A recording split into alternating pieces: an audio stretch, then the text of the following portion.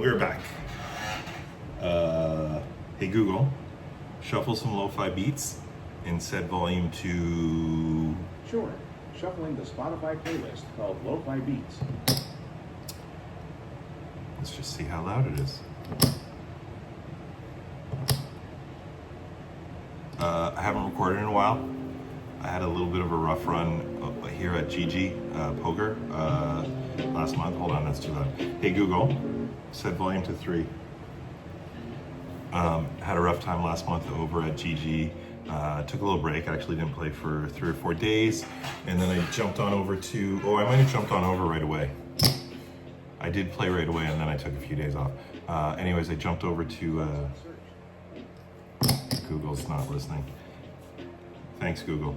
I jumped over to PokerStars and I played. I had a nice little run over there, and then I played out at the Mallard Club in Toronto just earlier this week. Made a tidy little profit at 1-3 there. Also in the intervening time, I finished 4th out of I think like 65 or something in a Speed Racer tournament. That might have been on GG. I can't remember where I played that one. Yeah, it was GG. So that was for a nice little score as well, about $85. So yeah, I get my confidence back a little bit. So I thought, you know what, let's give this recording thing another shot. So welcome to my channel. If you haven't already, please like and subscribe. The date is Friday, November 8th, 2024. Yep, it's that week. We'll see what happens. But I'm not gonna talk about that. I am playing 50 NL at GG Poker. When I play just on my own time, I guess this is still my own time just because I'm recording. Doesn't mean it's not my own time. Anyways, when I'm not recording, I play 2 tables of 50 NL. When I am recording, I just play 1 because I like to try and have a little banter with the bots out there that are watching. Anyway, so yeah, that's where we're at. I'm not a pro. I'm just doing this. I like to play, you know, after work. I like to sit down and grind it out for a few hours. I like to relax that way. Have a glass of whiskey and play some cards for a few hours. And so, you know, 2 tables is enough. I don't need to play more than that. I'm just trying to be slightly better than break even. I'm successfully doing that right now. My bankroll is pretty healthy for what I try to maintain. I also made some money on some gold and stuff the last week or so. I put some of my poker money into my Wealthsimple trading account and bought a few things around AI and around gold, and they helped keep the bankroll healthy, so that was good. Anyways, yeah. So why have a YouTube channel? I think it keeps me accountable to playing sort of the tight, aggressive style I want to play. I don't have a lot of time to study. I do try and study a little bit, but right now where I'm at currently in my life, I just can't invest a lot of time in that. So yeah, I think this just keeps me accountable, and hopefully one day the 2 or 3 of you that are watching these might start giving some comments down there. You just down there in the bottom of the old screen. You can like and subscribe, and also you can comment and tell me how poorly this call is here. Tell me I should have, you know, tried to steal or not steal. What's that called? Squeeze? Should I have tried to squeeze there? Don't think so. I don't know enough about these players. And Space Turkey did this to me before I started. Yeah, so that happened. Yeah, I'm just gonna put that out again because I don't care about this hand. Yeah, so I'm already down about 30 big blinds for this session. So don't know much about space and glass yet. So I think I'm just going to get away from this because what other option do I have? I'm gonna turn off the dehumidifier. That's probably loud.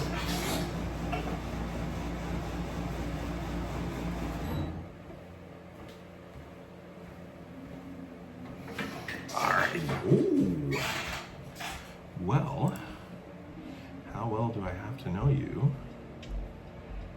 to 3-bet here? Let's just do that. Let's see what happens with this. It's probably going to be ugly.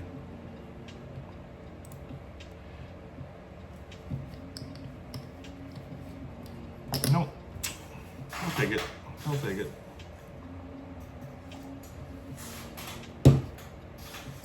thanks for tuning in.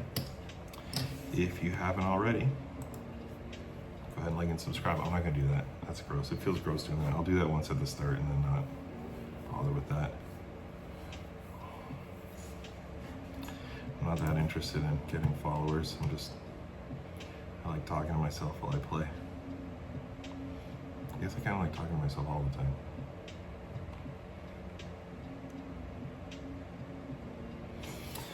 All right, let's dig in here. We're gonna focus today.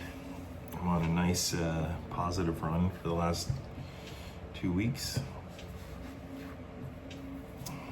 My bankroll is going in the right direction. I'm gonna get better when I record these videos of showing where I'm at for the session and where my bankroll's at. Although I'm pretty liberal with how I use my bankroll. I use it to buy whiskey and take my partner out for dinner and stuff like that. So it makes it look sometimes like I'm losing money when I'm really just using money. Ooh, using versus losing. Write that down.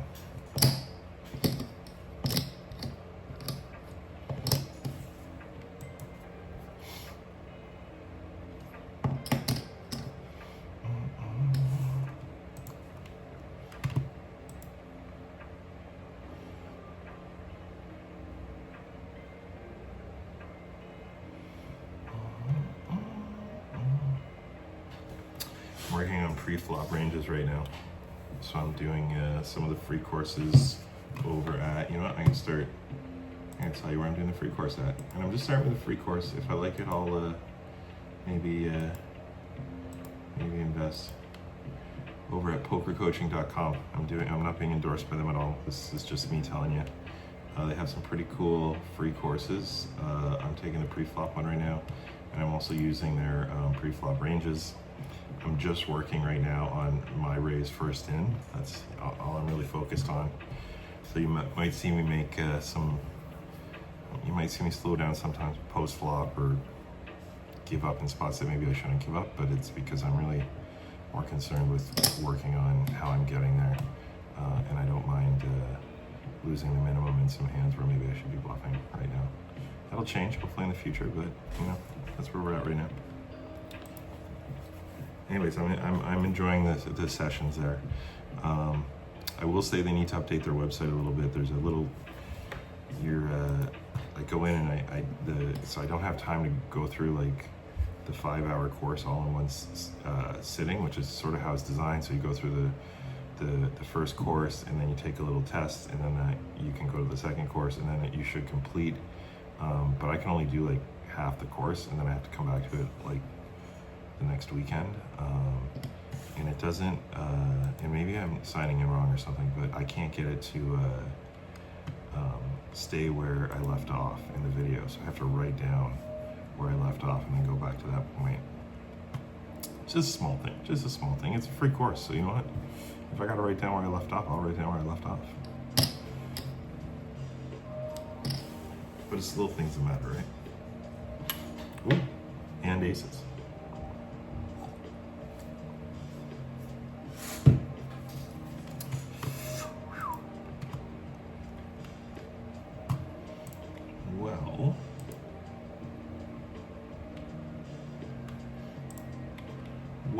Well.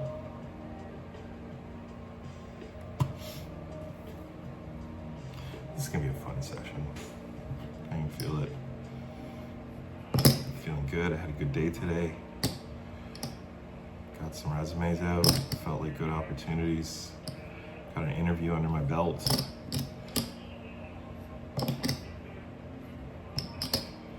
Feeling good. That should translate into good play. That's my hope, anyways. That's me being positive in the face of what we're facing. Odds stacked against me. 50 years old.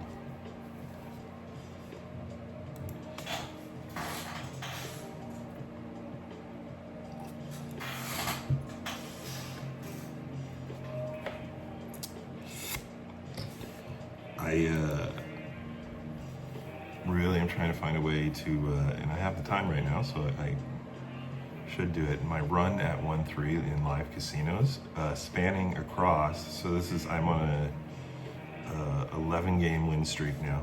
The last 11 times I've played 1-3 in a live environment, I've come out on the positive side. Caveat, there was one session where I came out on the positive side, only $5. It was $7, but I gave a $2 tip at the cage when I was cashing out my chips. So it was a gross 7, net 5 wins. So that, it's still positive though. It's still on the positive side. So the streak's alive. I'm probably averaging about 300 per session, and I had 2 really good sessions, one for like 1,200 in Vegas and one for 900 or so at the Mallard Club in Toronto. But yeah, it's been a good streak, 1-3 live, and I know that's it's like finding a unicorn, having a streak like that at 1-3 in casinos. You get super lucky, and I did. Like I had just this last weekend at Mallard Club, there was a good solid player there, and she was also making fairly loose calls because she probably knows how passive everybody is.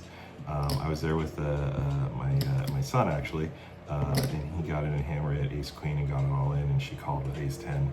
They both had aces, obviously. This is post flop, on the flop, and she spiked a 10 on the turn. He took it like a champ. I was so proud of him. But so she was winning hands like that. But when I got it all in against her, I had pocket aces, and she never showed what she had. But I turned quad aces.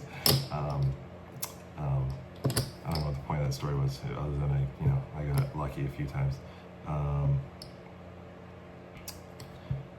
Yeah. Anyways, it's been a solid run, and it's been the gamut. This includes 2 sessions in Las Vegas. I was figuring this out with my partner last night. This started before I started recording my sessions with a tracker, so I don't have all the data except some of it up here, which obviously is reliable. Anyways, so it's 2 sessions in Vegas. I think 2 sessions in Windsor. Definitely 3 sessions in Niagara, 2 sessions at the Mallard Club. What does that add up to? And then whatever that adds up to, fill in the blank with Niagara and Windsor, because that's where I play generally. In a session in Bonita Springs, Florida. 1 session in Bonita Springs, Florida, which was when the win streak started, I believe. So a year ago. I played 11 sessions of live poker at 1-3 in casino environments and in poker rooms since Christmas of 2023, so just less than a year. So I have a perfect streak this year in live, not so much online, but pretty good streak in live. Don't you know? I got Space Turkey sitting out here, messing things up, and the table's getting short on me, but I don't want to leave because I owe Space a beating here. What do we got? Backdoor straight and backdoor flush. Don't love the king, but I could have lots of kings in my range. There we go.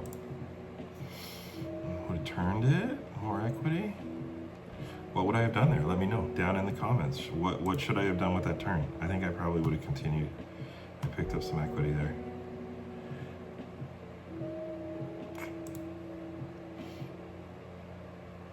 I don't even really understand what picked up equity means, but it seems like I'm maybe potentially using it correctly there.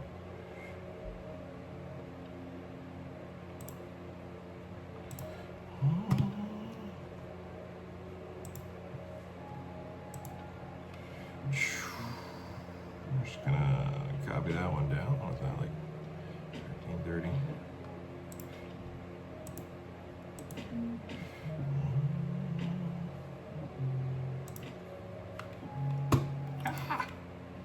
Come on, man.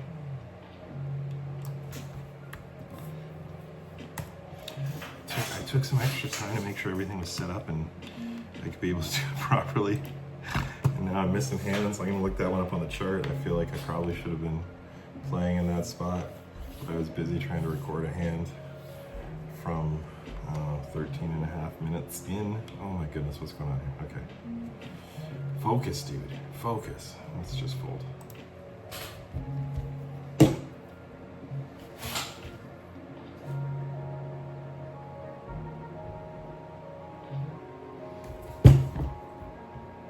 Oops.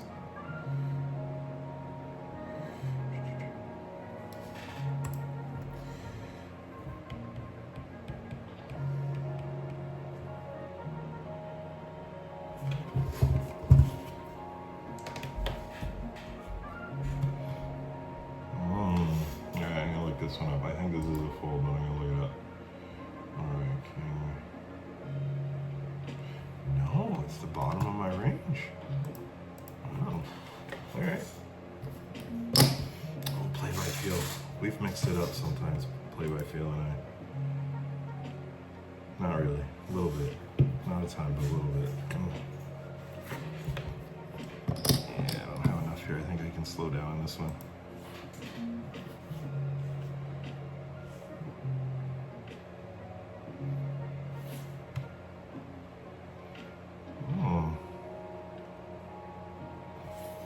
I feel like they have too many jacks and tens in their range and they're just gonna call off at this point. And I think this hand is dead to me. This hand is dead to me. Yeah.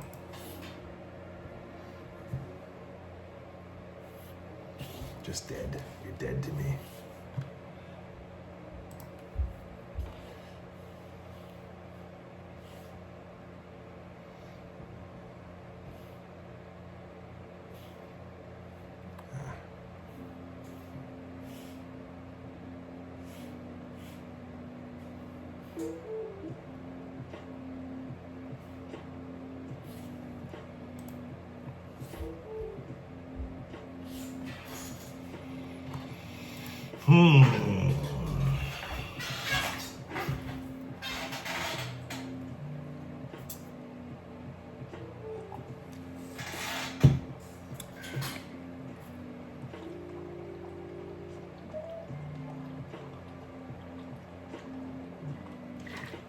Gotta hydrate. Forgot to hydrate. I always forget that part. Well, let's see if we can get a check here. Oh, love it. Love the dead money. Love the dead money. It's going nowhere though, is it? Yeah, I knew they were gonna call. This is ridiculous. Ridiculous. Please. Alright, so this is the kind of play I would normally assume is just bluffing here. Sorry, I would normally assume they're just bluffing here, but this is the kind of player that likely has either just spiked top pair with their little donk out of position or has a flush draw with overcards. I'm blocking the flush from coming. I have third pair and really no way to improve. 3-4. Have to discount the hearts though. I feel like that kind of donk is just a sign to get rid of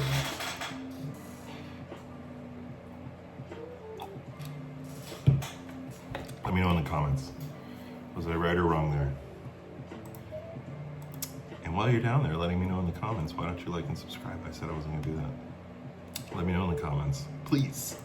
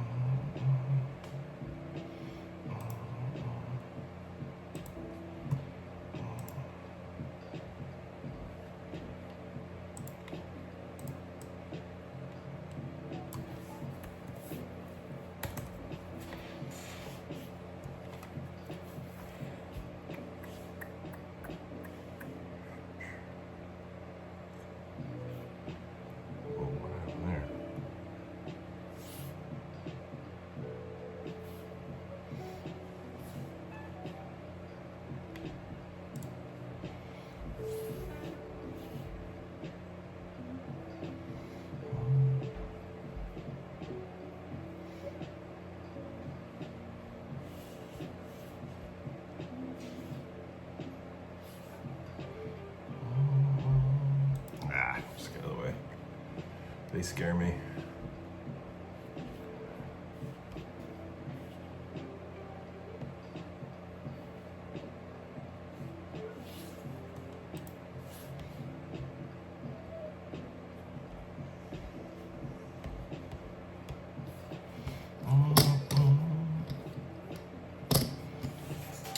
Into an inauspicious, does that sound right? Not off to a great start. Not off to a great start. Real ugly, actually.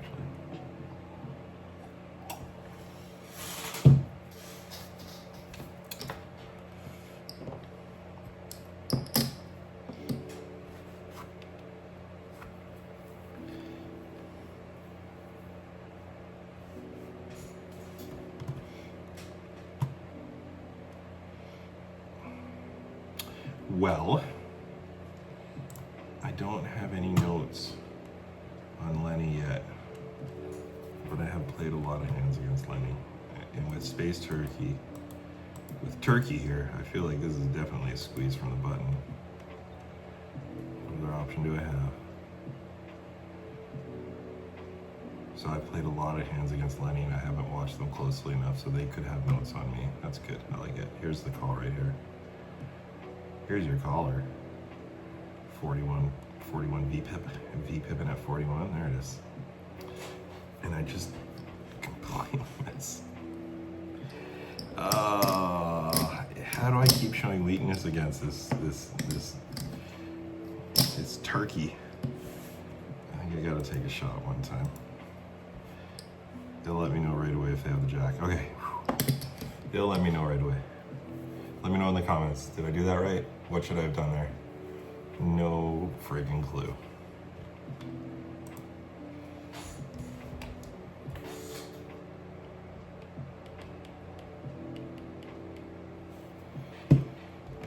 No friggin' clue. I think that was probably the right move though, obviously, because, you know, I'm results oriented. And they folded, so I obviously did something right. I gotta record that hand.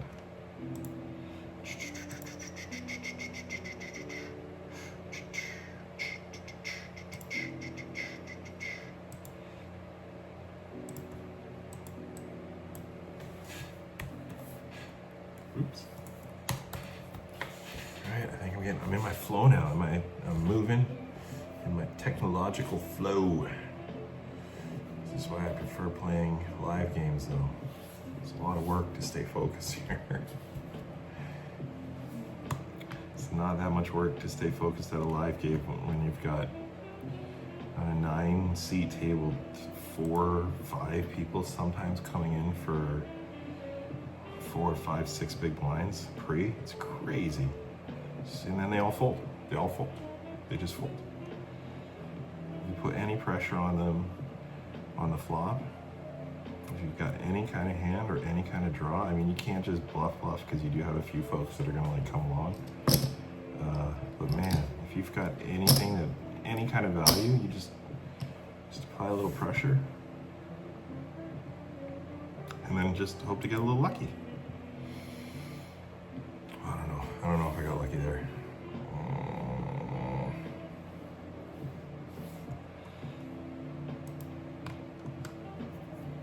It is play by feel. I know that they like to play by feel. I think I'm just gonna slow play here because I'm out of position and they can have king, queen, and ace, queen, and aces and kings. And slow playing gives me the opportunity to potentially bluff a flush or even a straight, because I'd have lots of, I don't know about straight cards, but I'd have flush cards in my hand and I'm blocking them having a flush. I can't believe that happened. Oh, but I also have top pair. What am I talking about? I think I can bet for value here. I'm just gonna put a little thin value, yeah. Well, I talked myself into the need to bluff there so badly that I forgot that I also had top pair. Top pair, decent kicker. All right, that was dumb. 25 minutes-ish being dumb. How did I do? Did I play that right? Was I too nitty there? Should I have played that a little more aggressively? Let me know down there in the comments. Was that it again? 25-ish?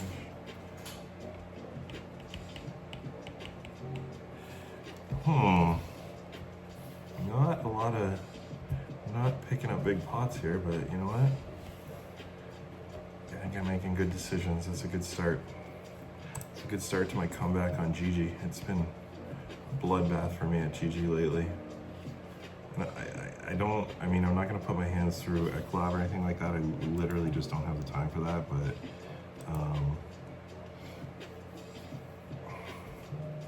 I have gone back and like I record hands and I go back and reflect on them, and it does feel like, you know, it hasn't been a ton of times when I've been making bad decisions. I've gotten unlucky. I've lost with pocket aces several times in the last month or so. I think I'm gonna protect this a little bit, but I probably should have bet more if I wanted to protect.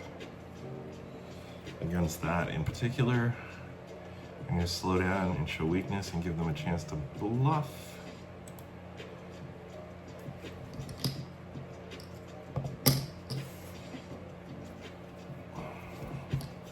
Wow, I'm this gun shy. I need this pot. I think I have enough value here to just check. Yeah, good. All right. The wrong draw came in for them, but they were definitely drawn. Ooh. Yikes. Yikes, I say. Which one did I want to record here?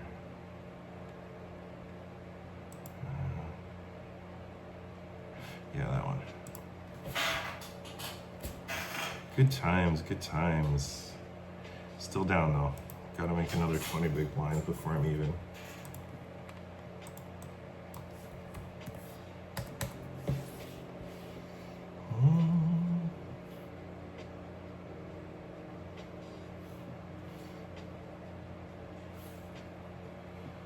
Good times. Maybe I do better at 1-3 live because I can't talk to myself because I have to sit there and shut up. Maybe this YouTube channel is what's causing me to lose. God, I'd hate to think that. I really enjoy doing this. Come on, turkey. Give me a reason to 3-bet. Play by feel is likely to call. Might be able to get a hand here. Nope, no hand.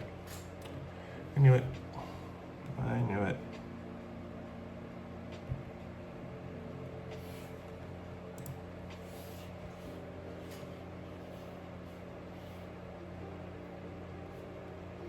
See, stuff like that.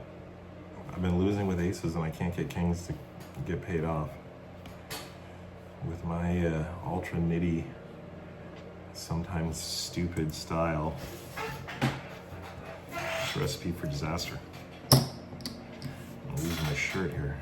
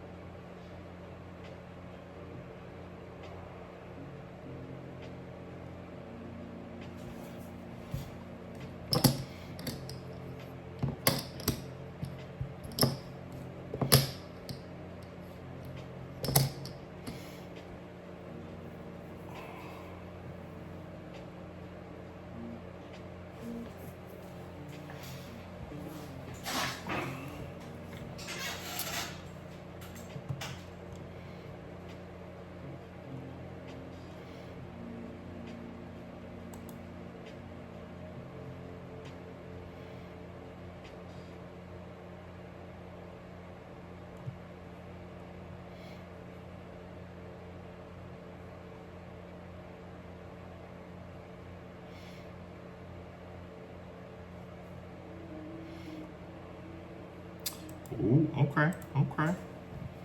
Let's see what we can do here. Play by feels back to calling. Folds when I have king, king. Calls when I have pocket fives. Now I'm out of position with junk. Thank you, play by feel, for playing by feel. I feel as though you should check this all the way to the river. I would love it, play by feel, if we check this all the way to the river. Being respecting, just check quick. I'll take it. It's good.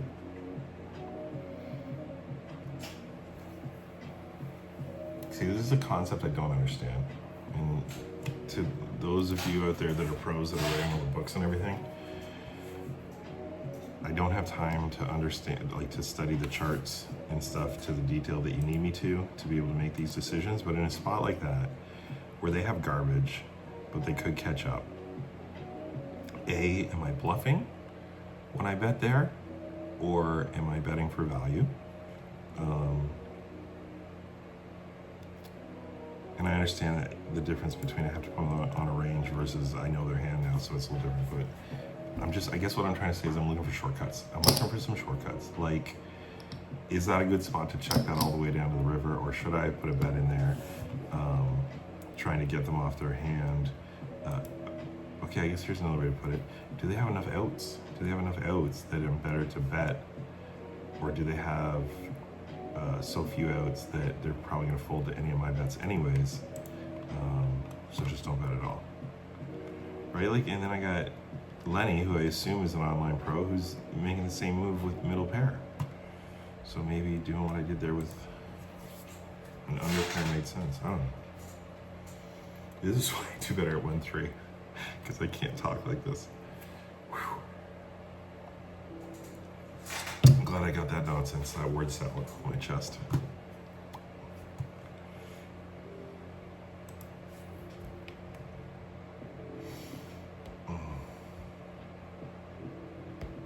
Well, look at that. I have 4 hands that I can make hands of the day.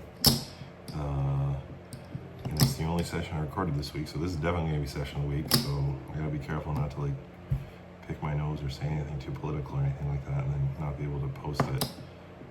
So we're gonna try and stay focused here for about another 28 minutes or so. Or 28 seconds.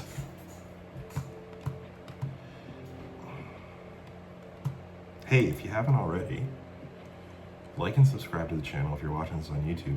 And if you don't like poker, but you like good banter, there's plenty of other channels that you can check out. But you can also check out, go to my channel and check it out, because I also do dog videos. Videos of dogs doing things, which is a mixed blessing for me, because the dog videos get way more views than any of my poker videos, like significantly more, although not, not like I'm gonna quit my day job kind of views.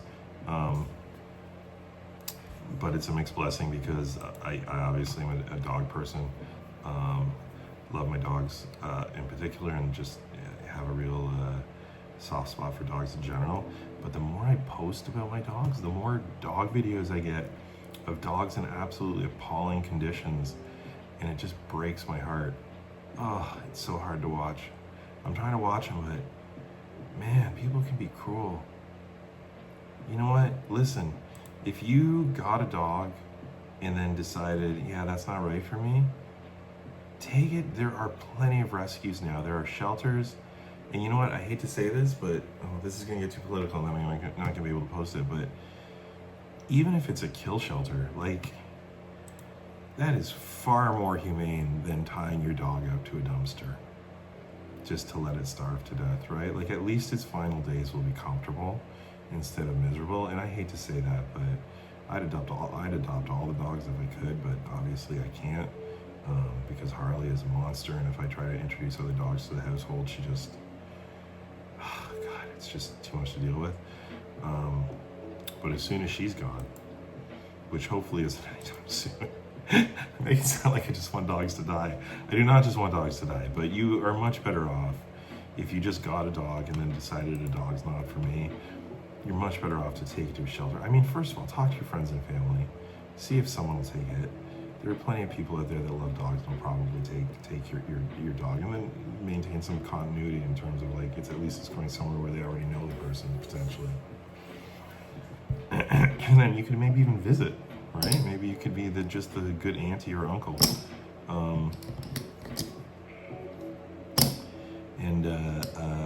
To those of you who get dogs for not the right reasons, either as a means of making a living, and you breed them, and I'm not speaking to all breeders. I know that there are breeders that do it properly and ethically, and breed some beautiful animals, and the world certainly deserves those kinds of dogs. But those of you that are just producing farms and just abusing these mama dogs, and then when they're at their end of their usability, just tossing them on the side of the highway or something, first of all, you're miserable. You're a miserable person. There are plenty of ways to make a living. You don't need to be cruel to your animals to make a living. But same thing. There are plenty of rescues now that you can just drop them off at night. Nobody even needs to know you're dropping them off. They don't need to know your identity. You just put them in a fenced area. They're safe for the night, and then someone who gives a shit about dogs will come and make them comfortable. And you know what? You abuse that dog for years.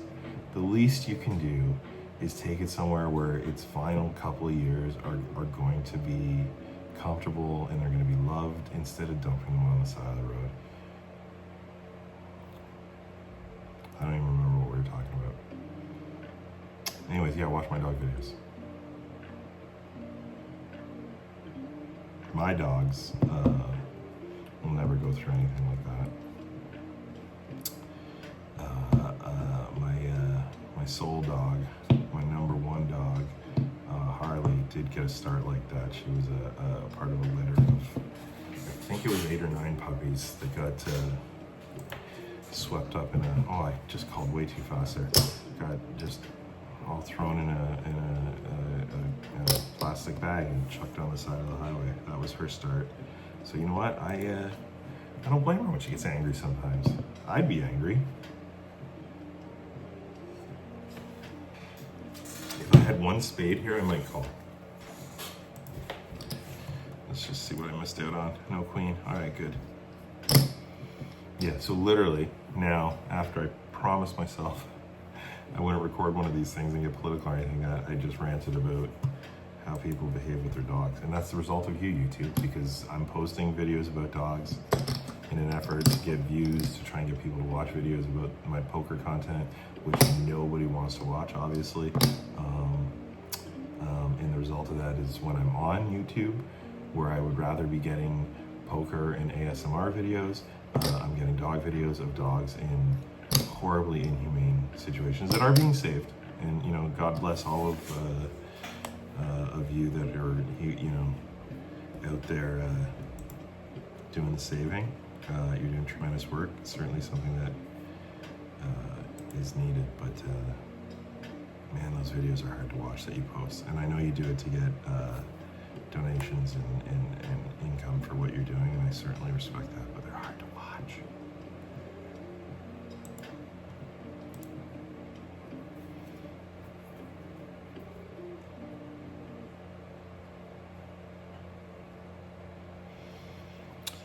Well, on that note, really brought down the tone here. Oh, come on, play. Are you serious? This, I think I'm going to bet aggressively and rep that ace hard, try and get them off their hearts. I like it.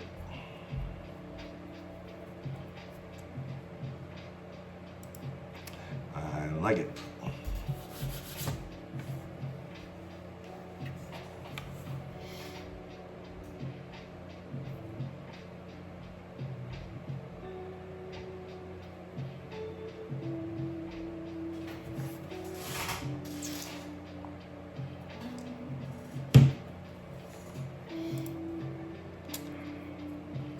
Well, it's looking like it's gonna be one of those grindy kind of sessions. Just grinding it out. I guess most of you who play online are not, well, you're not watching because, it's just not good content, but also, why would you watch someone play one table? You're used to playing 12, 16 tables at a time. I actually had someone chirp me last week. I don't chat very often, but I'm gonna start chatting more. That's another thing with these videos. I'm gonna start chatting more because I think that's one of my superpowers. It is something that when I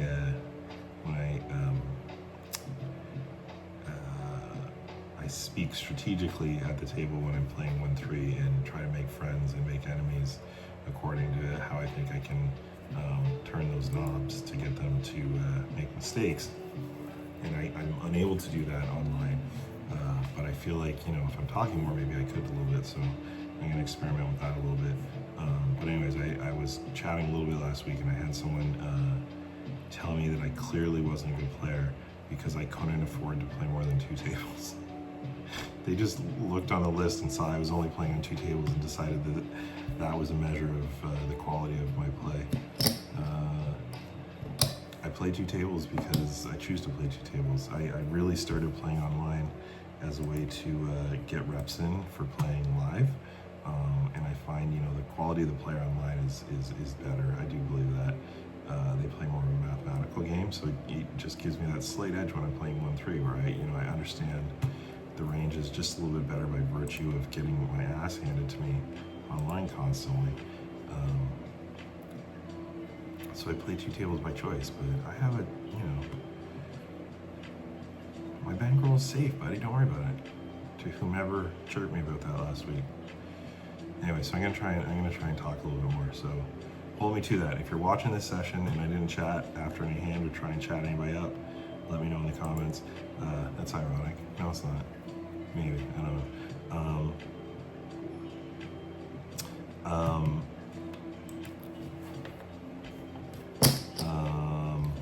The other thing, though, is unfortunately, I play at a time of day where it's basically mostly the folks that are trying to grind it out all day long to get into those bonuses, right? I'm in 270th. If you see right here. Excuse me. I'm never gonna bonus out. D Lenny, for instance, is probably playing a number of hands at several levels to try and get part of that $7,000 prize pool. So this is a tough time of day to play because they're playing pretty not straightforward. That's not true. Sorry, they're playing as GTO optimal as players at this level can play in some cases, and in other cases they've probably just been grinding 12 tables for so long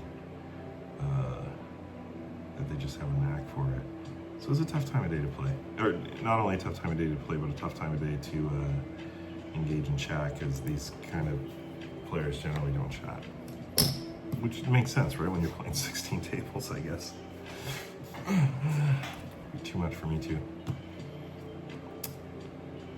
But you know, when I play later at night, and you get the more of the Maniac set and the passive set and the old man coffees like me, what just happened here? Oh, they have a very short stack.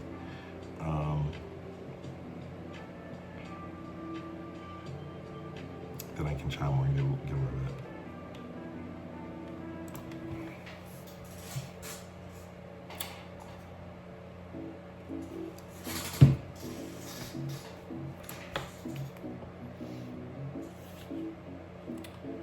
Well, just not a tremendous amount of whatever happened in this session.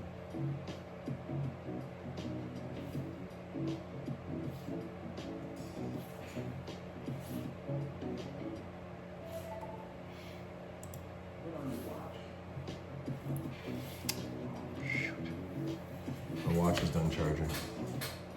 Should be putting that on.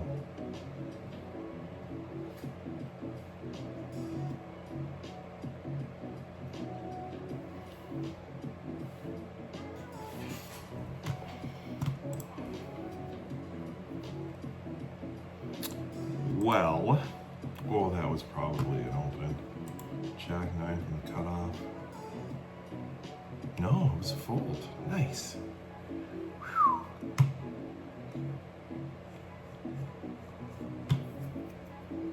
Alright, this I definitely feel like I can call. Don't want to raise here, they're showing strength. They have 250 hands in, they've been pretty consistent. They're pretty moderate. I think I'm just going to try and take this down right now. Assume they have an underpair. Some sort of Broadway hand. Ace scared them. take it.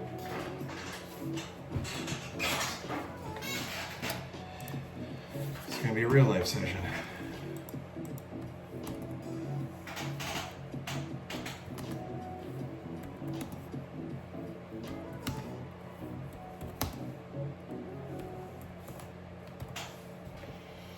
Going to be a real life session.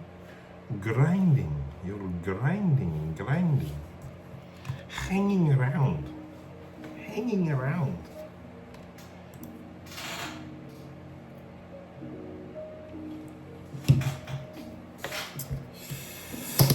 Oh, yeah, it's not going to be a great session. That's okay. See how I'm staying positive? I'm all over it. Top of it. Don't worry about it. I got you.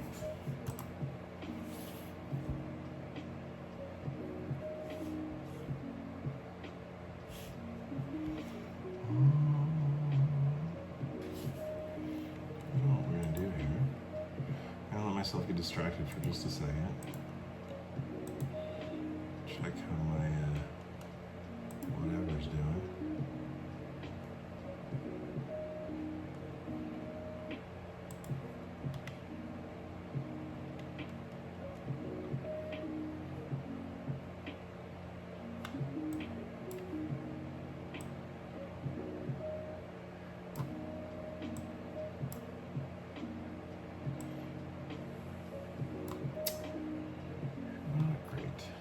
Nope.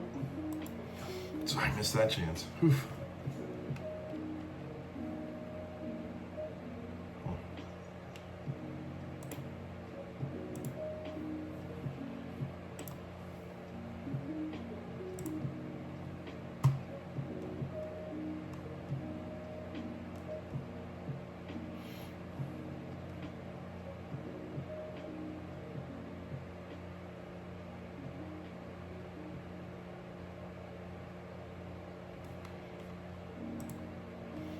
I was supposed to call there.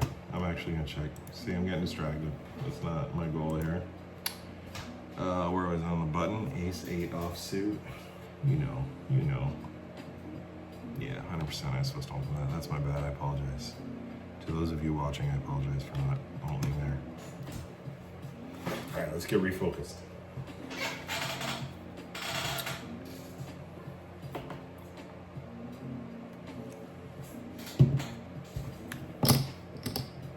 Whoa, what happened there? Ooh, nice turn. Were you on the, oh, you're on the come on the turn there. Straight to come. Nice. Okay, stay focused. Come on, man. Focus.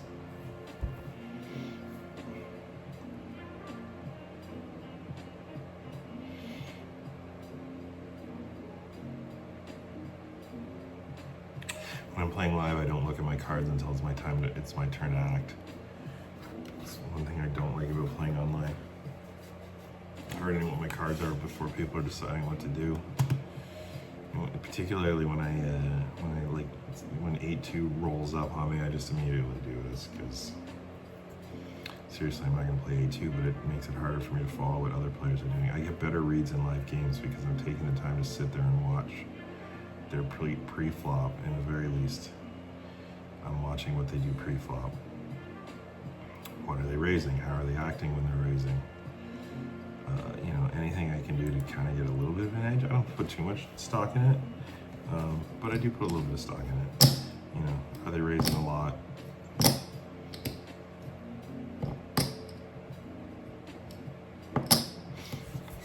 I notice that stuff more. That's one of the reasons I'm trying to take notes online, because it's forcing me to watch the session a little closer. Although clearly I'm not. If you've watched any of my previous videos, you know I'm not watching that closely or taking that many notes. I keep telling myself I'm going to.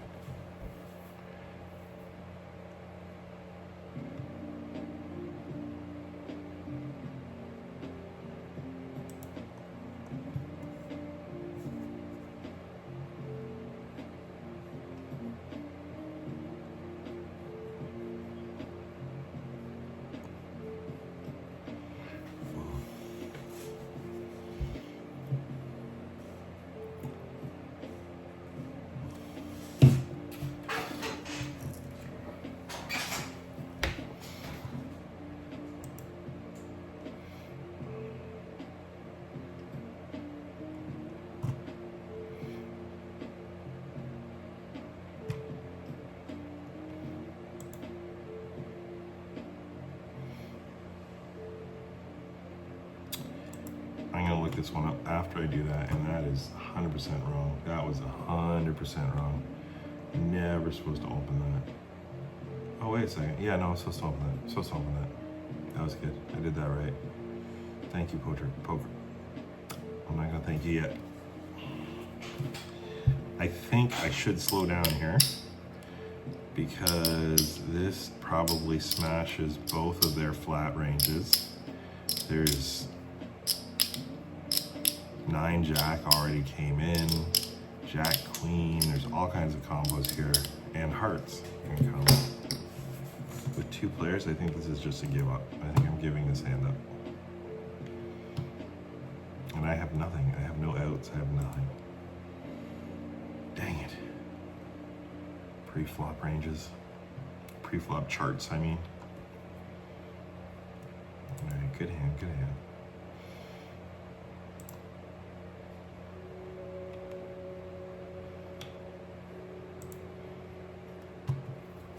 Ah.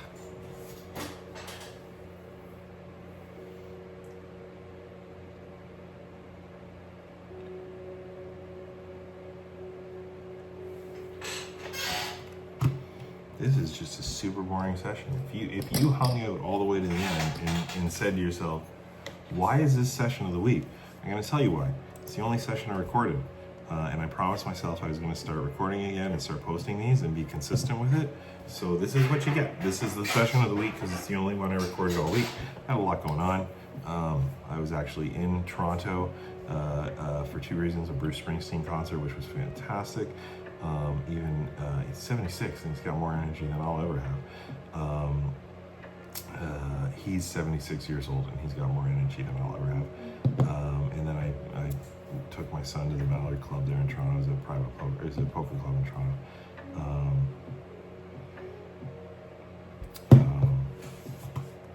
And then we had one of the other kids' graduation this week, so we're out of town for that.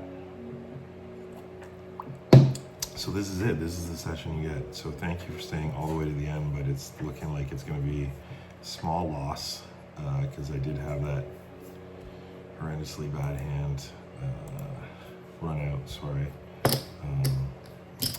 right before I started recording. All right, I'll take it. I probably wasn't supposed to do that. Let's just think about this. Yeah, 100%. I was not supposed to do that. That was a mistake. But it worked out, so we're not going to lose too much sleep over it.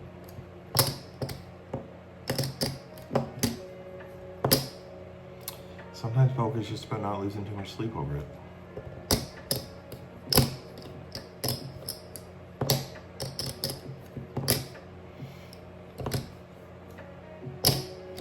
Alright, well, this I definitely should open.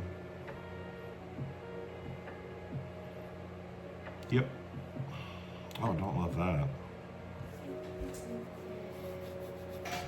I don't think I can 4-bet here. I don't think Lenny's 3-bet range against as tight as I am. But how can I fold? All right, we're gonna end the session with a little bit more than a small loss. We're gonna end the session way down. We're gonna end the session way down. Really? Wow. So here's the thing, this is a donk where they probably have ace-jack too. I can probably at least chop the pot. I think I'm gonna go for it. Boom. Let's see how we do. This definitely might be a hand of the day. Oh God, I'm in trouble. Big trouble. Big trouble. That did not work out at all. I should have locked out. Alright, I did not know they were going to be that strong. What do I have? 2 jacks? One time. It's not a jack. Alright, that's my session. Gonna be not a great session at all. Oh, that was ugly. I definitely did something wrong there. I know that. We're definitely going to record that one. So actually, let's reflect on that one right here. I'm done my session, but let's reflect. This is where us amateur players end up making our mistakes.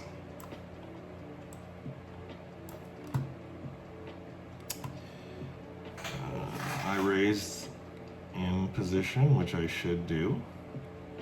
Or sorry, I raised out of position, which I should do. Lenny 3-bet from the button with ace-ace, which they should absolutely do. The short stack called the 3-bet, which probably gave me the value to call. And I called, so I didn't do anything wrong. Pre-flop, where I out-leveled myself. This was 100% out-leveling myself. Velt did exactly what you would expect Velt to do with the kind of hand they had. All of a sudden, donk. There's one card over their hand that scares them. It's this reverse reaction you get from some players where it's like, oh my goodness, I do it sometimes. I've done it, I've noticed it in my game. Oh my goodness, I now have second pair. I've got to get super aggressive to get them off their hand, but they're not getting off top pair. Or best case scenario, they have ace jack just like me, but then I've got runner diamonds. I'm blocking them having the flush, the nut flush draw because I have the ace of diamonds. So I played them right, I feel like, but I played Lenny 100% wrong.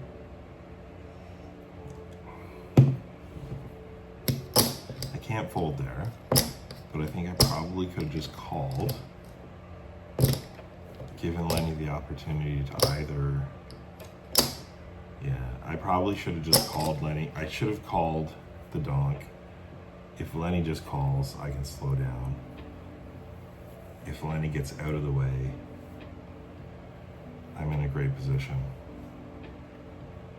I was too aggressive there. That's what I've decided. I was too aggressive on that last hand. It cost me, and I deserve what just happened there. And you know what? This is going up. Hand session of the week regardless, because I just chirped about how I've been on sort of a bad run, that I recovered well from this week, but mostly because I ran into bad hands. But you know what? That was a bad play. That was just a bad play. So let's see where that leaves us. Whoa, what's going on here? Lenny's waiting to see. Lenny wants to keep playing against me. Sorry, Lenny, that's not happening.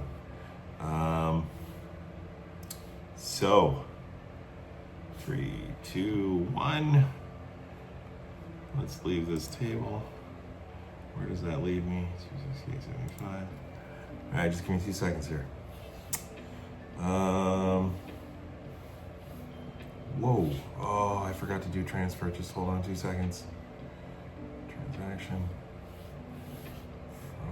All simple.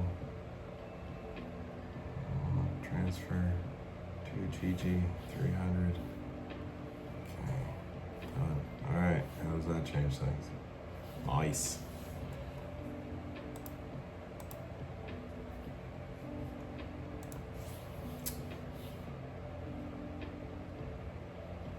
Oh my goodness, I can't remember five individual numbers long enough to turn my head. There we go. Probably not ever gonna be a good poker player with that. Yeah, I lost $65.25. That last hand really hurt me. Not helping my net hourly rate one bit. Where does that put me on the week? Ooh, that really dug into my win over the weekend, but I'm still up $113 in the week, so I'll take it. Still slightly better than break even, but I gotta play better than that. That was a little silly on that last hand. Anyways, thanks for tuning in. If you haven't already, please like and subscribe, and have a great evening.